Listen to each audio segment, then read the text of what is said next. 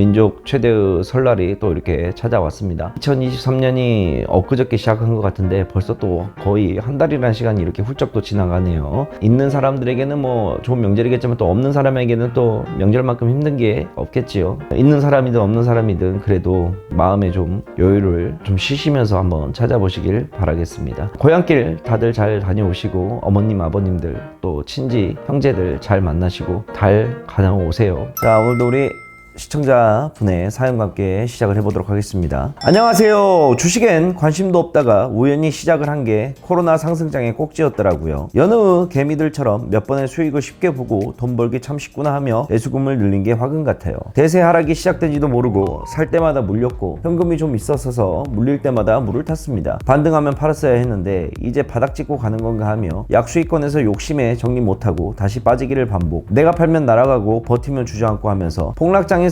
종목들이 결국 반토막씩 나버렸고 그렇게 1년이 훌쩍 넘어버렸네요. 그 시간 동안 나름대로 열심히 공부하면서 단타로 수익도 내고 했는데 이미 물려있는 반토막 종목들은 답이 없네요. 주가가 빠지면 더 빠지고 주가가 올라도 제 종목은 이제 올라올 기미도 없고 올라와도 표가 나질 않아요. 종목이 워낙 많으니 더 그런 것 같더라고요. 조금 오르고 더 빠지고 이런 식으로 계좌가 녹아갔네요. 용재님 이럴 때는 어떻게 하는 게 좋을까요? 두 번째 폭락했다가 반등했을 때 한번 싹 다 팔고 과대낙폭 한두 종목을 분할 매수로 접근해 볼까 했는데 그때 용기가 나지 않더라고요. 팔면 다시 오를 것 같아서요. 그런데 그 후로 몇 번의 폭락과 반등을 더 겪으면서 반등할 때 한 번 다 정리할 걸 계속 후회가 남았습니다. 그리고 이번에 반등이 시작한 것 같은데 정말 새 출발할 마지막 기회 같아서 정리하는 게 나을까요? 마냥 기다린다고 될 게 아닌 것 같아서요. 이럴 때 어떻게 하는 게 좋을까요? 이번 반등 때 싹 정리하고 여기서 주가가 더 빠졌을 때 분할 매수 괜찮은 방법일까요? 진심 어린 조언 부탁드려요. 주식이 너무 재미있어 손 뗄 생각은 없습니다. 라고 질문을 남겨주셨네요. 결국은 내용을 정리를 하자 그런다면 물려있는 종목 어떻게 정리를 하느냐 이게 이제 초점이 되는 것 같은데, 자, 그걸 얘기하기 전에 먼저 우리 시청자 여러분들 그걸 아셔야 돼요. 전체적인 흐름을 주식을 하는 데 있어서는 절대 무시를 할 수가 없습니다. 예를 들어서 우리가 기법 같은 거 솔직히 많이 이야기를 하는데 주식에서 수익 낼 수 있는 기법, 매매 기법, 그 다음에 보조 지표를 활용한 매매 방법, 그 다음에 또 기술적인 부분들, 단타가 됐든 수익이 됐든 중장기가 됐든, 특히 이제 개인들이 제일 좋아하는 투자 방법이 세력주들 파악하는 방법, 세력주들 분석 이런 걸 좋아하는데 실질적으로 저는 그렇게 생각을 해요. 물론 그러한 기법들이 어느 순간순간에는 다 필요할 수 있겠지만 매매 기법이라는 것 자체는 크게 의미가 없습니다. 왜 그러냐면 매매 기법이라는 거는 결국은 수익을 내기 위한 방법이에요. 자, 수익을 내기 위한 방법인데 결국에는 그 매매 기법이 우리가 100% 맞냐라고 했을 때 100% 들어맞는 기법은 아니에요. 확률적으로 높냐 낮냐의 말인 거지. 자, 그러면 그 전에 앞서 우리가 봐야 되는 건 결국은 뭐냐면 전체적인 그림을 봐야 된다는 거예요. 주식시장의 판도가 어떻게 될지 전혀 모르는 상태에서 기법이나 매매를 아무리 알아봤자 소용이 없다는 거예요. 쉽게 한번 얘기를 해볼게요. 우리가 최근에 들어서 급등장을 한번 겪었었고 그 다음에 작년에 하락장을 겪었잖아요. 그래서 짧은 시간 내에 우리는 코로나 때 급등장을 겪었었고 또 작년 한 해는 낙폭 을 겪었기 때문에 산을 겪은 거예요. 자, 예를 들어서 시장이 올라갈 때는 대부분의 모든 종목들이 다 수익이었었습니다. 자, 그때 매매 기법이나 수익을 낼 수 있는 방법, 세력주 찾는 방법 그런 거 해가지고 몰랐어도 돈을 벌었을까 안 벌었을까? 돈을 벌었다는 거예요. 왜냐? 그때는 상승장할 때 그냥 대충 갔다가 종목들 올라타는 거 그냥 대충 매수하더라도 하물며 그게 고점 매수가 된다 하더라도 수익이 더 났었으니까. 자, 반대로 하락장일 때 보자. 하락장일 때는 어느 종목을 사도 대부분의 종목들이 다 빠지는 장이었단 말이야. 어제 작년 같은 경우는 1년 내내 빠졌으니까. 자, 최근의 장세를 놓고 보자. 최근에는 하락은 나오지는 않지만 상승에도 제한이 있고 하락에도 제한이 있는 박스권 장세가 계속해서 연출이 되고 있단 말이야. 이럴 때 종목들이 안 움직이고 계속 자리만 잡아주고 있는 장세가 이루어지고 있는 거야. 자, 결국엔 내가 왜 이런 얘기를 하냐면 상승장일 때 하락장일 때 결국 또는 횡보장일 때 우리가 알아야 될 거는 앞으로 시장이 어떻게 변화를 할 거고 앞으로 시장이 어떠한 모습이 나올 거고 시장의 리스크가 존재하는 건 무엇이고 시장의 호재가 작용할 건 무엇이고 이런 틀을 알아야 된다는 거지. 내가 이제 유튜브를 하고 매일 실시간 방송을 하고 영상을 찍는 것들도 왜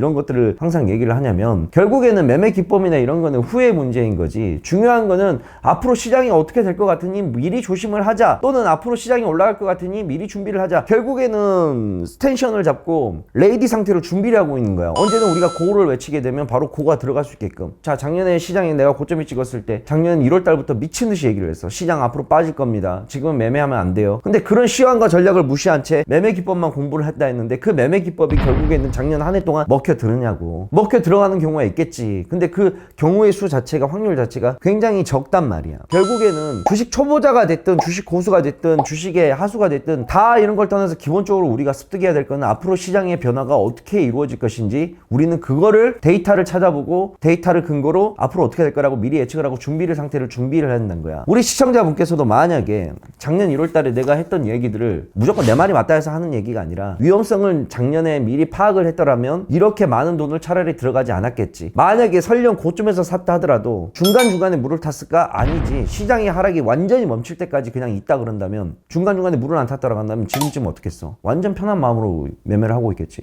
내 돈이 3천만 원 갖고 매매를 시작을 했어. 근데 내가 시장에서 3천만 원 다 안 사고 1천만 원 샀어. 그럼 나한테 현금이 얼마 남아? 2천 남지. 근데 이 2천을 하락의 끝이 어딘지도 모르는데 중간에 한번 타봤자 무슨 의미가 있냐고. 차라리 이왕이면 만약에 지금 들어간다 하면 2천만 원을 들어간다면 어떻게 됐어? 너무나 편한 매매가 되는 거야. 결국은 현금은 내가 갖고 있는 최후의 수단이 될 수가 있는 방법이라는 거지. 자, 올해 시장은 내가 올해부터 계속 얘기를 하는데 작년만큼 힘든 시장은 아닐 거야. 하락에 대한 정점은 작년에 찍어놓은 상태고 지금은 하락 구간을 다져가는 구간이기 때문에 작년 같은 폭락과 하락은 크게 나오지 않을 거라고 봐. 그러면 이왕 살 거면 이런 장에서 내가 현금이 있다 그런다면, 투입이 된다 그런다면 큰 폭의 그거는 없겠지. 무슨 말인지 얘기하지. 그래서 우리 시청자 여러분들께서 항상 알아야 될 거는 매매 기법이나 이런 거는 나중에 문제지. 자, 이렇게 생각을 한번 해보세요. 바다에 파도가 엄청 쳐. 바다에 파도가 엄청 쳐. 태풍이 오고 있어. 근데 태풍이 오고 있는데 내가 서핑을 한다 그래갖고 바다에 나가봐. 제 아무리 고수일지라도 그 바다에서, 태풍 부는 바닷가에서 얼마나 탈 수 있겠어. 그 차이인 거야. 파도 자체가 엄청 쳐가지고 태풍이 오고 있는데 하수가 타도 자빠지는 게 파도가 있는 장세고, 고수가 서핑을 한다 해도 자빠지는 거 결과는 똑같아. 다만 얘가 2초 버티냐 얘가 5초 버티냐 그 차이랑은 정말 그 미세인 차이라는 거야. 근데 주식하는 사람들은 태풍이 오고 있는데 거기서 서핑 기술만 연마를 하고 있는 거야. 이게 무슨 의미가 있냐 이거지. 시장 환경 자체가 그런데. 그래서 그 부분을 항상 머릿속에 생각을 해두십시오. 자, 종목이 물려있다. 지금 종목이 물려있을 때 개인들이 대처할 수 있는 방법은 결국에는 세 가지밖에 없어요. 항상 얘기하지만. 자, 첫 번째, 올라올 때까지 무조건 기다린다. 두 번째, 있는 현금 없는 현금 다 끌고 와서 밑에서 추가 매수한다. 세 번째, 미련 없이 깔끔하게 다 털어버린다. 이 세 가지 안에서 개인들은 물렸을 때 종목을 대처를 해. 자, 근데 그거는 하수의 방법이야. 내가 항상 얘기를 하지. 물려있는 종목이 이만큼 있으면 이 물려있는 거 처리하면 안 돼. 한 번에 뭐 처리 못해. 자, 내 계좌에 예를 들어서 1억이 들었는데 1억을 한 종목에 몰빵을 했어. 근데 여기서 마이너스 60% 70% 손실 중이야. 마이너스 7천만 원이야. 이거 만약에 기다린다? 언제 올라올 줄 알고 언제까지 기다려? 못 기다리지. 그 다음에 또 손절을 한다? 손절하게 되면 계좌에서 벌써 70%가 빠져먹는데 무슨 말인지가? 그 다음에 있는 돈 없는 돈 현금을 갖다 쓴다? 돈 구할 데도 없어요 요즘. 결국 그러면 현명한 방법은 뭐냐? 내 계좌에서 가장 크게 손실 나는 종목은 그냥 그대로 홀딩을 시켜놓은 상태에서 다른 종목들에서 수익이 나는 것만큼 얘의 리스크를 덜어내는 거, 이게 그냥 최선의 방법이야. 내가 어떤 종목에서 100만 원 수익을 봤어. 그러면 100만 원 팔면서 내 물려있는 종목에서 100만 원만큼 덜어내는 거야. 그러면 플러스 마이너스 어떻게 돼? 제로 상태로 되지. 그러면서 애수금은 어떻게 돼? 2배로 늘어나잖아. 이해가지? 물론 이제 이런 말을 하게 되면, 그러면 용재형 만약에 신규로 샀던 종목도 또 물리게 되면 어떡해요? 물리게 되면 어떡해요? 리스크 관리를 잘해야지. 그러니까 신규로 사는 종목들도. 신규로 사는 종목들은 이미 봐봐. 현금을 많이 갖고 있는 상태에서 사는 거야. 현금이 없는 상태에서 사는 거야. 현금이 없는 상태에서 사는 거란 말이야. 그래서 여기서는 큰 수익을 보려고 덤벼들면 안 돼. 예를 들어서 1억을 갖고 있는데 한 종목에 8천이 들어있고 한 종목을 2천으로 사. 그럼 2천에서 수익이 날지 안 날지 모르잖아. 그럼 여기서 2천에서 최소한 손절가를 빨리빨리 잡아야 된다는 거야. 마이너스 5%가 됐든 마이너스 3%가 됐든. 그럼 미련 없이 털고 나와서 다시 들어가야지 종목을. 그건 리스크 관리를 정말 잘해야 돼. 그래서 종목 선택도 잘 해야 되고. 근데 그 종목 선택을 잘하려면 뭘 해야 된다? 골라잡아 땡치로 사지 말고 분석을 해야 된다고. 앞으로 시황이 어떻게 되고 앞으로 전략이 어떻게 되고 어떤 업종이 좋아질 것이며 이제 3분기 실적이 나올 건데 그동안 낙폭 대비 실적은 좋았는데 시장의 흐름 때문에 많이 밀려있는 종목은 무엇이고, 이런 거를 면밀하게 분석을 해가지고 종목을 들어가서 여기에서 수익이 만약에 어느 정도 발생을 하게 되면 이거 팔면서 같이 물려있던 종목도 같이 팔아서 애수금을 2배로 늘려서 조금씩 정리를 해나가야 돼. 그러다 보면 이 종목에 대한 리스크가 점점 줄어든단 말이야. 그게 이제 매매의 기술의 방법이지. 그래서 그거를 이제 할 줄 알아야 되는데, 이게 이론은 참 쉬워요. 얘기하는 저도 이론은 쉬운데 이 이론이 막상 실전으로 들어가서 실전 매매까지 들어가는 데 있어서는 좀 많은 경험과 노하우가 좀 필요합니다. 저 같은 경우에 예전에 종목 하나 잘못 들어가고 그렇게 물려있을 때 있었는데, 그 물려있는 종목을 이와 같은 방법으로 저는 시도를 해가지고 리스크를 최대한 줄였어요. 결국은 손절을 하긴 했지. 근데 그 손절의 범위가 마이너스 60% 70%까지 물려있는 종목을 마이너스 30% 수준까지 끌어올려서 이걸 팔아도 이제 계좌에 손실이 있지만 내 계좌에 큰 타격은 없을 정도로 끌어올려서 그렇게 매매를 했던 방법이 있지. 그래서 그거를 우리 시청자 여러분께서 생각을 하셔야 됩니다. 충동적으로 매매를 해서는 절대 안 되는 것 같아요. 주식은요 여러분들, 이성보다는 감성이 지배하는 재테크예요. 이성 이성보다는 감성이 지배를 합니다. 여러분들 도박 중독자들 보시면 어떤 생각 들어요? 야, 사람이 도박에 미치면 저렇게 되거나 한심하다는 생각 안 들어요? 정말 그렇죠. 나는 저렇게는 안 돼야지 하고 있는데 바로 지금 매매를 쉬지 않고 미친 듯이 하는 바로 여러분들이 도박 중독자랑 다를 바가 없다는 거예요. 작년 한 해 내가 그렇게 얘기를 했습니다. 제가 시장 빠질 거다, 앞으로 하락할 거다. 지금 구간도 얘기해요. 지금 구간에서는 현금화 시켜놓고 단타로 짧게 소액으로만 들어가는 구간이지 우리가 본격적으로 베팅할 구간은 아니다. 왜? 시장의 업황도 정확하게 안 나와 있고 시장의 4분기 실적도 안 나와 있고 앞으로 금리 인상도 몇 번 더 남아 있고 시장의 바닥을 정확하게 확인하고 들어가도 늦지 않는 장세다 라고 열심히 제가 얘기를 하더라도 지금 이 순간 손이 근질근질 그래서 매매를 하고 싶어서 눈에 보이는 거 왜? 이거 보이면 이거 보이고 저거 보이면 저거 보이고 다 눈에 좋아 보이거든. 그러면 내 거 가지고 있는 게 또 안 좋아 보여. 팔아버리고 옮겨타고 계속 손실만 누적해 가는 거예요. 이성이 감성을 지배할 수가 있어야 돼요. 그래야지 시장에서는 주시장에서는 돈을 벌 수가 있습니다. 여러분의 감성적인 모습, 도박 중독자의 모습으로 가지 마시고 좀 더 차분하게 생각을 하고 매매를 좀 진행을 한번 해보도록 하세요. 아시겠죠? 우리 시청자 여러분. 결국은 이거는 할 수 있는 제가 최대한 조언인 거고 결국 이걸 실행하냐 마느냐 모든 실제 매매는 결국 내가 책임지는 겁니다. 용기를 잃지 마시고 한번 천천히 다시 한번 도전해 보도록 하세요. 아시겠죠? 현금을 만들어야지. 자, 예를 들어서 내가 몰빵을 쳤다. 1억 원어치 한 종목에 몰빵을 쳤어. 근데 신규 종목을 사서 멘징을 하라 그러는데 멘징이 안 되잖아. 돈이 없으니까. 그럼 어떻게 해야 돼? 가지고 있던 종목을 팔아야지. 근데 그 종목을 1억 원어치 들어간 종목을 다 팔아? 미친 짓이지.